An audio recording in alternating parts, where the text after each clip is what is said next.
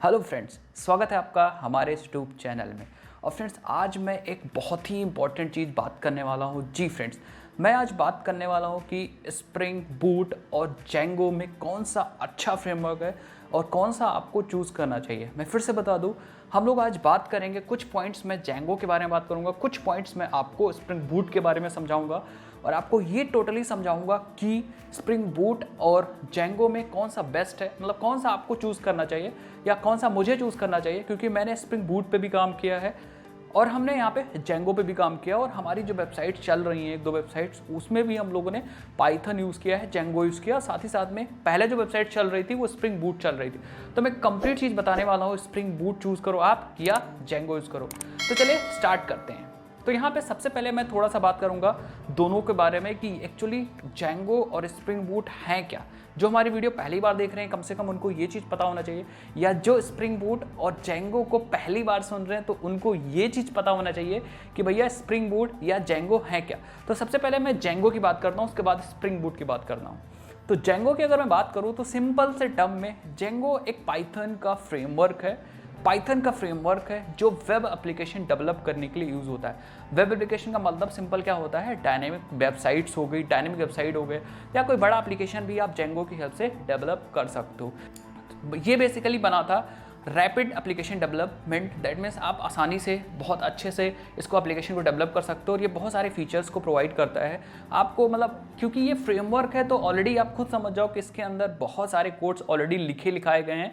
बस हमें क्या करना है, हमें उन कोड्स को अपने हिसाब से चेंज करना है और कुछ अपने अकॉर्डिंग कोड्स को ऐड करना है अपनी रिक्वायरमेंट को फुलफिल करने के लिए। हालांकि एप्लीकेशन का मतलब ही यही होता है कि ऑलरेडी कुछ कोड्स लिख दिए गए होंगे, वो कोड्स हमारे चीज़ों को आसान बनाएंगे स्पेसिफिक डोमेन के लिए। ठीक है, तो जेंगो में भी क्या है, बहुत सारे कोड ऑलरेडी लिख दिए गए हैं, बस हमें कुछ कमांड चलाना है। कुछ कमांड चल गया, हमारा प्रोजेक्ट बन गया, प्रोजेक्ट में हमें कोड ऑलरेडी मिल गया। अब हमें अपने हिसाब से डिसाइड कर लेना है, या हमें इतनी नॉलेज रखनी है, इतना सिर्फ सीखना है कि भैया evarls.py में आप evarls को ऐड कर दो, views.py में आप व्यूज लिख दो, और अगर आपको मॉडल्स की जरूरत पड़े तो आप settings.py में डेटाबेस के कॉन्फ़िगरेशन करके मॉडल की हेल्प से आप क्या कर सकते हो, आप डेटा को भी स्टोर कर सकते हो।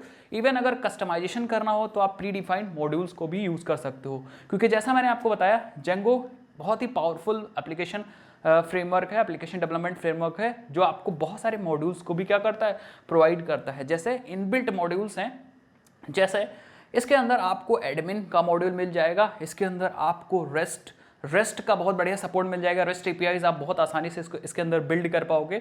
इवन ऑथेंटिकेशन के मॉड्यूल्स मिल जाएंगे, बहुत सारे सेशन को यूज़ करने के मॉड्यूल्स मिल जाएंगे। तो बहुत सारी मतलब पकी पकाई खीर रखी है, बस उसको आपको खाना होता है। या किसी भी फ्रेमवर्क में, मैं जेंगो की ही बात नहीं कर रहा हूँ, बट एक चीज़ तो आपको माननी पड़ेगी, मैंने एक रैपिड एप्लीकेशन डेवलपमेंट का वर्ड यूज़ किया था। उसका मतलब क्या है, आप ट्रस्ट में आप खुद से बहुत आसानी से वेबसाइट्स बहुत जल्दी बना सकते हो, इसलिए मैंने रैपिड एप्लीकेशन डेवलपमेंट वहाँ पे बोला था कि भैया आप जेंगो को यूज़ करोगे तो बहुत आसानी से आप एप्लीकेशन डेवलप कर पाओगे। इसकी कम्युनिटी भी बहुत ज़्यादा है, बड़ी है। जेंगो बहुत सारे लोग यूज़ करते हैं, इसकी कम्युनिटी काफ़ी अच्छी है। अगर आपको कोई प्रॉब्लम आती है तो आपको नेट पे सोल्यूशन 100% मिल जाएगा, क्योंकि कम्युनिटी बहुत अच्छी बड़ी है और बहुत ज़्यादा सपोर्ट है लोगों का। सो आपको बहुत सारा सपोर्ट नेट पे भी मिलने वाला है। ठीक है, बट ये जेंगो पाइथन का फ्रेमवर्क है। सो ये किसके लिए है, ये आपके किसके लिए भाई, ये पाइथन डेवलपर्स के लिए, not for Java developers. So I think आप जेंगो के बारे में चीज़ समझ गए होगे, एक ओवरव्यू समझाया। अब थोड़ा सा बात कर लेते हैं स्प्रिंग बूट के बारे में। ठीक है, स्प्रिंग बूट के बारे में समझेंगे, फिर देखेंगे कि कौन सा किसको चूज करना चाहिए। सबसे इंपॉर्टेंट वाला क्वेश्चन है और बहुत सारे लोग पूछते हैं, मैं उसी का यहाँ पे बस थोड़ा सा आंसर देना चाहूँगा, या मैं क्या सोचता हूँ, मेरा क्या मतलब इसके ऊपर थिंकिंग है, ये चीज़ मैं बताना चाहूँगा। तो थोड़ा सा बात कर लेते हैं स्प्रिंग बूट के बारे में। तो फ्रेंड, स्प्रिंग बूट के बारे में अगर मैं बात करूं, स्प्रिंग बूट एक बहुत ही कॉमन वर्ड है अगर जावा के फ्रेमवर्क के टर्म में सोचा जाए, और बहुत सारे लोग इसको बहुत पॉपुलर फ्रेमवर्क है, बहुत सारे लोग इसको यूज़ करते हैं, बहुत सारे लोग इसको सीखते हैं, ठीक है। तो बहुत ज़्यादा पॉपुलर है। आपने ज़रूर सुना होगा, अगर आपसे कोई पूछता है भाई जावा सीख लेना, तो जावा में वो सबसे पहले बताता है क्या चीज़, आप स्प्रिंग बूट सीख लो, स्प्रिंग बूट सीख लो, स्प्रिंग बूट सीख लो।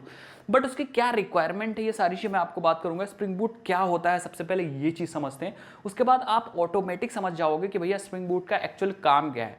तो बेसिकली अगर मैं स्प्रिंग बूट की बात करूं तो एक फ्रेमवर्क है जो रन करता है on the top of spring framework. That means ये एक फ्रेमवर्क, ऐसा बोल सकते हैं सब फ्रेमवर्क है, स्प्रिंग फ्रेमवर्क के अंदर ही आता है। तो ये बेसिकली एक स्प्रिंग का एक मॉड्यूल है। दैट मीन्स स्प्रिंग के अंदर का ही एक छोटा सा फ्रेमवर्क है जो आपके काम को थोड़ा सा फास्ट कर देता है, आपके काम को थोड़ा सा फास्ट कर देता है। फास्ट मतलब ये आपको और भी फीचर्स प्रोवाइड कर देगा, जो आपको दिक्कत होती थी स्प्रिंग फ्रेमवर्क में, उन सारी दिक्कतों को ये क्या कर देगा, ये सिंपली सॉल्व कर देता है। और सबसे बड़ी दिक्कत स्प्रिंग में क्या है, पर्सनली मुझे क्या लगती है, मैंने बहुत सारे वेबसाइट्स भी बनाई है स्प्रिंग फ्रेमवर्क में, बहुत सारे मतलब ट्रेनिंग भी दी है पर्सनली स्प्रिंग फ्रेमवर्क में या जावा के किसी भी फ्रेमवर्क में, वो चाहे हाइबरनेट हो, चाहे स्प्रिंग हो या कोई भी फ्रेमवर्क हो। तो सबसे इंपॉर्टेंट चीज़ है उसमें कॉन्फ़िगरेशन, XML कॉन्फ़िगरेशन या जावा बेस्ड कॉन्फ़िगरेशन बहुत ज़्यादा करनी पड़ती है। तो अगर मैं पर्सनली स्प्रिंग फ्रेमवर्क की बात करूं तो स्प्रिंग फ्रेमवर्क में बहुत सारे मॉड्यूल्स हैं, स्प्रिंग कोर हो गया, स्प्रिंग ORM हो गया, स्प्रिंग JPA, स्प्रिंग सिक्योरिटी हो गया, स्प्रिंग ऑथ, ऐसा करके स्प्रिंग MVC, ऐसा करके बहुत सारे मॉड्यूल्स हैं।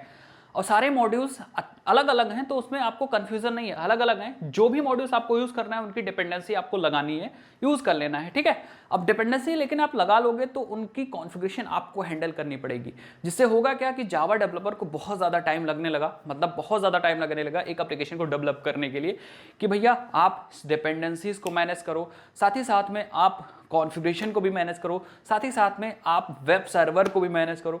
तो वहाँ पे अचानक से हीरो बन के आ गया स्प्रिंग बूट लॉन्च हो गया।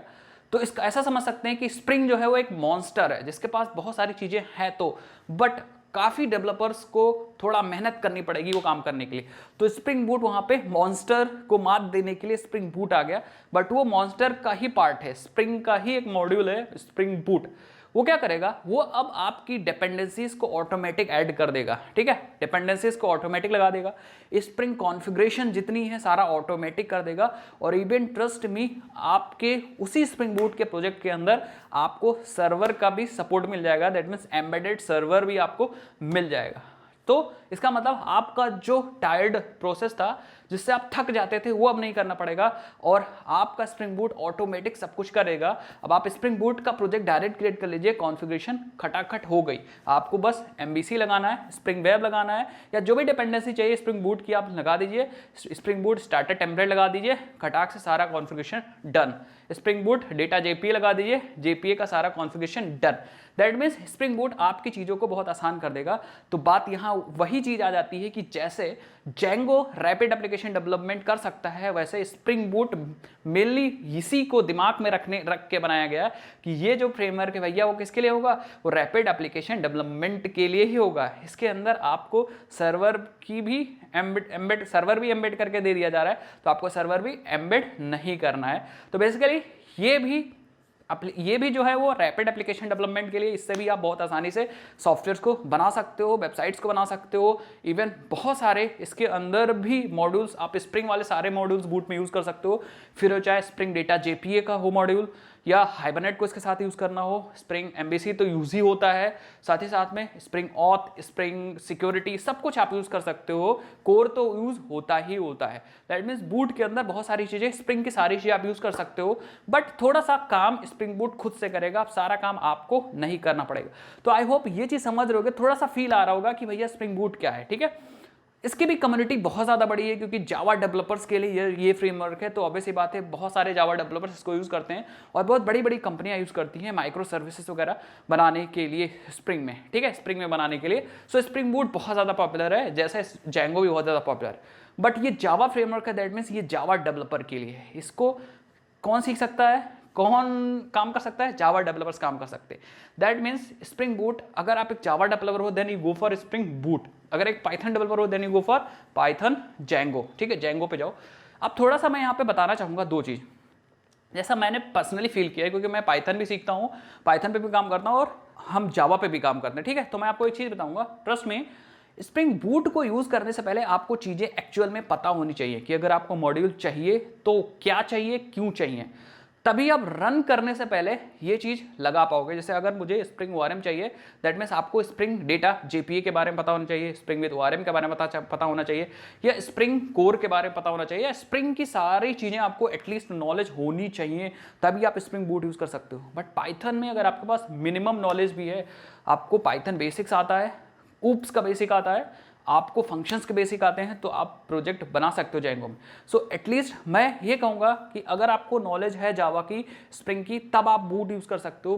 पाइथन जेंगो में ऐसा नहीं है, जेंगो में आप डायरेक्ट यूज़ कर सकते हो। इवन मैंने 4 दिन में पाइथन सिखा के, 2 दिन में ऊप्स, 2 दिन बेसिक सिखा के, और मैंने जेंगो में प्रोजेक्ट बंदे को बनवा दिया है। गारंटी आप भी बना सकते हो, कोई दिक्कत नहीं। स्प्रिंग जेंगो बहुत आसान है, बहुत आसान है। स्प्रिंग बूट भी आसान है, बट एक बार आपको समझ में आए तब।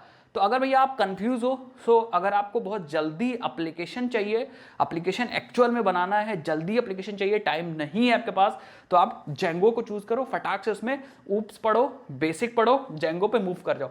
लेकिन बूट के लिए ऐसा नहीं है। स्प्रिंग बूट के लिए सबसे पहले आपको जावा सीखनी पड़ेगी, अच्छे से सीखनी पड़ेगी, जावा एडवांस सीखनी पड़ेगी, सर्वलेट JSP के कॉन्सेप्ट सीखने पड़ेंगे, देन आपको हाइबरनेट सीखना पड़ेगा, देन आपको स्प्रिंग सीखना पड़ेगा, देन आप स्प्रिंग बूट पे काम कर सकते हो। मतलब इतना सारा चीज सीखने के बाद आप स्प्रिंग बूट पे अच्छे से काम कर सकते हो। पाइथन पे भी आपको थोड़ा सा तो टाइम देना पड़ेगा, बट हाँ, मैं ये गारंटी देता हूं कि स्प्रिंग बूट पे सारा काम करने, सारी चीज समझने से पाइथन जेंगो पे अगर आप काम करोगे तो आपको कम टाइम लगेगा, जल्दी काम हो जाएगा। हालांकि एक बार जब जावा सीख जाओगे, आप बूट सीख जाओगे, काम करने लगोगे, तो इस पे भी टाइम नहीं लगेगा, बट इसका जो पाथ है वो थोड़ा लंबा है, जेंगो का पाथ थोड़ा कम है। जेंगो मतलब आप डायरेक्ट क्या कर सकते हो, डायरेक्ट आप जेंगो पे जा सकते हो, वहां ORM इनबिल्ट है जेंगो के अंदर, अलग से मॉड्यूल नहीं है। जेंगो यूज करो, दैट मीन्स जेंगो का ORM आप उसके साथ है, उसी के साथ यूज हो जाएगा, सब ऑटोमेटिक इनबिल्ट है। बट आप अगर बूट यूज करोगे, सो आप स्प्रिंग बूट में क्या है भैया, आपको स्प्रिंग डेटा JPA के बारे में चीजें सीखनी पड़ेंगी, तब जाके वही मॉड्यूल यहाँ पे यूज कर पाओगे, तब जाके आप वो चीज यहाँ पे यूज कर पाओगे। दैट मीन्स स्प्रिंग बूट के अंदर कोई भी मॉड्यूल्स यूज करने से पहले आपको उस मॉड्यूल के बारे में चीजें सीखनी पड़ेंगी, स्प्रिंग ORM के बारे में चीजें सीखना पड़ेगा, तब जाके स्प्रिंग डेटा JPA सीख पाओगे।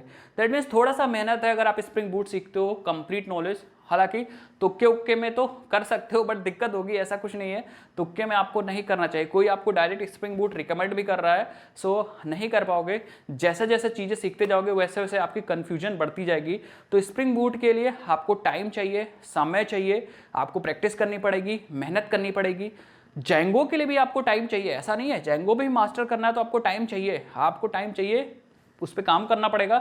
बट हाँ, आप स्प्रिंग बूट से कम टाइम में ये काम कर सकते हो जेंगो में।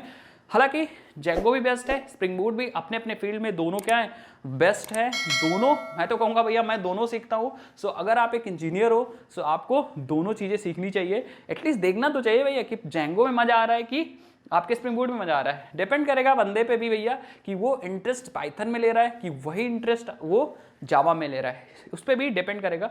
मेरे लिए भैया स्प्रिंग बूट भी बेस्ट है क्योंकि मैं जावा बहुत दिन से काम कर रहा हूँ, जेंगो भी बेस्ट है। बट हाँ, डिपेंड करेगा सिचुएशन पे भी, प्रोजेक्ट कैसा है, टीम कैसी है, इस तरीके से आप चूज करते हो प्रोजेक्ट। ना कि भैया आपने आंख मूंद किया जेंगो जिंदाबाद, बूट जिंदाबाद, ऐसा कुछ नहीं है। और एक दिन में कोई कहता भी है डायरेक्ट आप स्प्रिंग बूट सीखो, तो वो चीज़ भी आप नहीं कर पाओगे।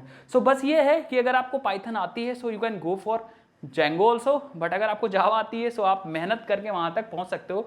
बट जावा स्प्रिंग बूट का जो है भैया पाथ थोड़ा लंबा है, लंबा मतलब स्प्रिंग तो आपको सीखना है, स्प्रिंग से पहले आपको जावा की बेसिक सीखनी पड़ेगी, तो कोर जावा, एडवांस जावा।